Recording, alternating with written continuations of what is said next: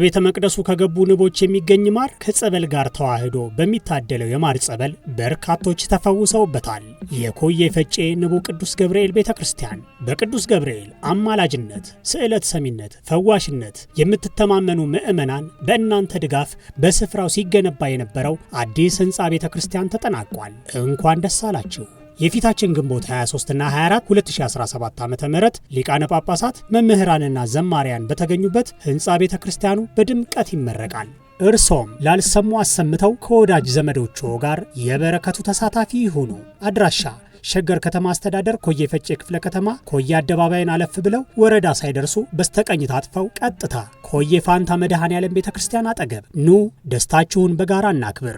የኮዬ ፈጬ ንቡ ቅዱስ ገብርኤል ቤተክርስቲያን